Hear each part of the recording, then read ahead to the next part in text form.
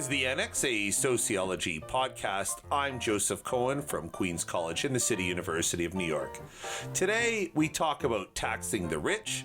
My co-panelists are Neda Magbule from the University of Toronto and Bart Bonikowski from Harvard University. Our discussion was recorded on January 31st, 2019.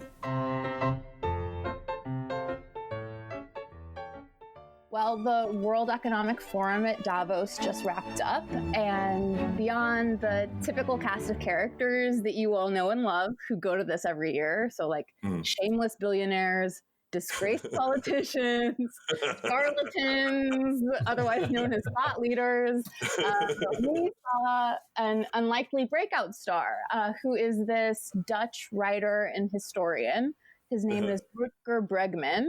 And did you guys catch the video of Bregman speaking that went viral over the past week? Absolutely. Okay, so he was at Davos, and he was speaking on a panel that was actually sponsored by Time magazine. And the theme of this panel had something to do with inequality.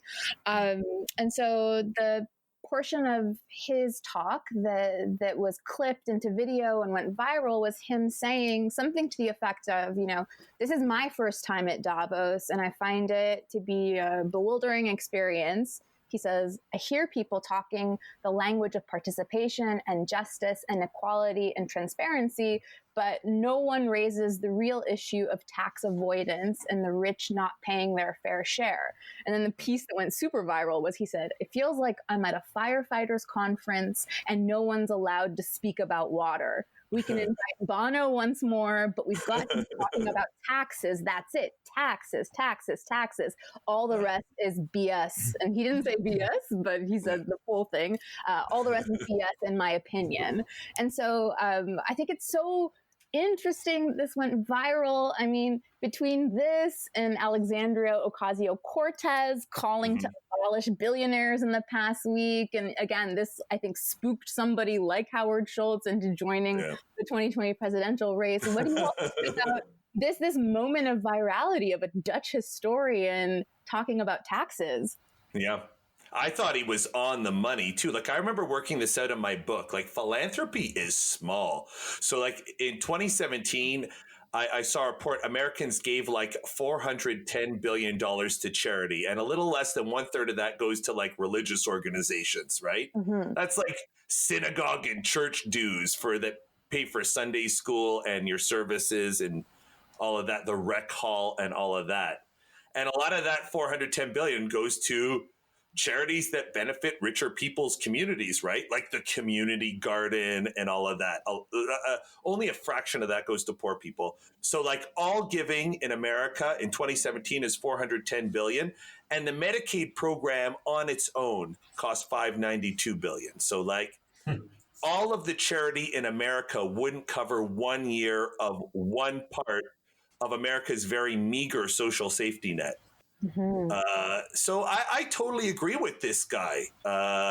Like, I'm loath to dismiss all philanthropy from wealthy people. Like, there are some great people who do a lot for social causes, but like, I see this as the exception. Like, a lot of talk of philanthropy I see as pardon the crude term, but like a rich people circle jerk. Like they spend far more than they would under any taxation, or far less than they would under any serious taxation scheme.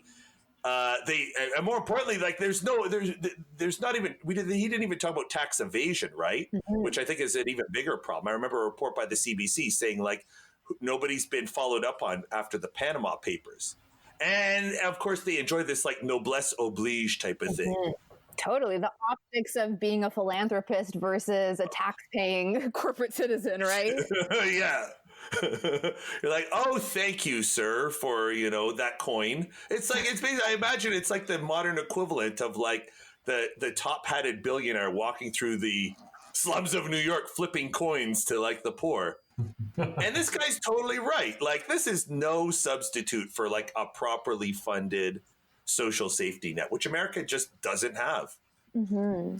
Yeah, I think it's fascinating to understand this viral moment, given sort of the background of like, how did this dude get invited, right? Because Davos is an invite only kind of a conference, and so given the kind of really strong stance he took against the corporate bigwigs that were in the room, it's like, well, why was he even invited? But in some ways, I think some of Bregman's writings and the different concepts he's become popular for do appeal to Silicon Valley Davos types. So yeah, his background as a historian and as a writer is that he talks about utopias, advances, arguments in favor of things like universal basic income, which are really popular among the Silicon Valley types, because I think for them it's a way to subsidize the human fallout that have come from their like quote unquote disruptive labor practices.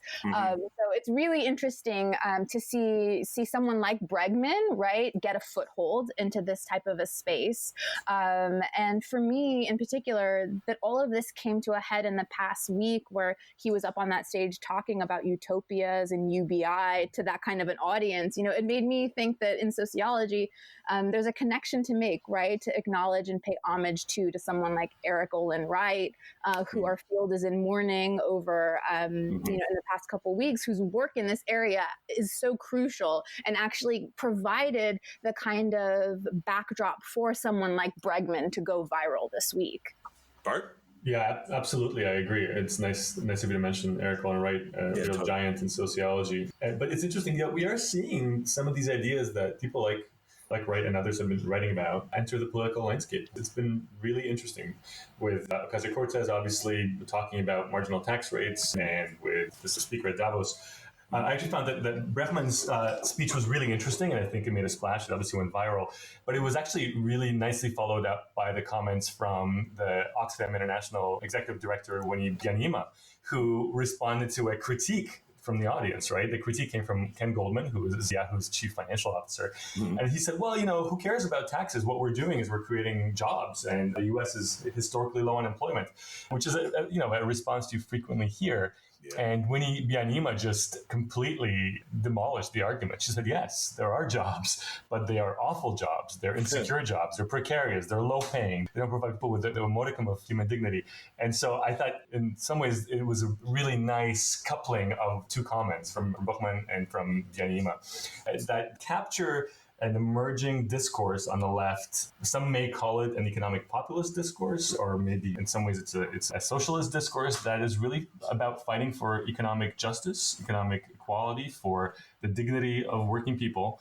And we're seeing that become mainstream, both in the United States and in Europe. And that's a really interesting development that may shift the Overton window to some degree on the kinds of topics that we can discuss when it comes to the economy. Oh, I totally agree, Bart. I mean, this entire event had shades of We Are the 99% to it, because I think that panel that Byanyima and Bregman were on was organized around a report from Oxfam International that said there are 26 individual billionaires in the world that possess the same wealth as the world's poorest 3.8 billion people combined. And so that was really the conversation starting point of this panel. And so there are certainly some opportunities, I think, that people are beginning to mobilize around, particularly, in light of Alexandria Ocasio-Cortez and other people that are kind of jumping onto this moment to advance these arguments and critiques. I do want to say this is precisely the reason why I think someone like Schultz is just, the time is not right for someone like him. No, I don't see a billionaire standing up and demanding taxes, and I think taxes is part of what's needed, not just to billionaires, but of the upper middle class as well. I don't know if you can win by selling it, but I'd say no to a billionaire just on that alone. Agreed. Yeah. And I think where, the one thing in Bregman's comments that was interesting is he did allude to the fact that billionaires and people in the top income brackets are not actually paying their fair share. So it's not just that he was talking about marginal tax rates, which I think was part of the subtext, but it was also about the loopholes. And it was also about the fact that rich people have a whole variety of methods through which they avoid paying their fair share. I think this is a topic that will keep coming back in the political discourse over the next while, and I think it's a good thing. It's a huge problem, though, evasion. And I mean, I was just I made quick mention of it earlier, but I was so struck by that story about how few people got caught up in the Panama Papers scandal and the Paradise Papers scandal. Like, from a legal standpoint, they had a ton of data on people who were willfully evading taxes, and the Canadian Revenue Service was just not following up. Like, what on earth is going on with that? Like, that has to be a sign of.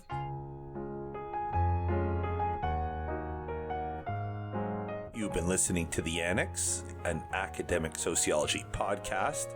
You can visit our show site at sociocast.org/annex.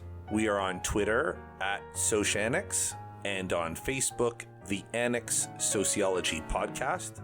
Our producer is Leseth Moreno. Music by Lena Orsa. I'm Joseph Cohen. Thank you for listening.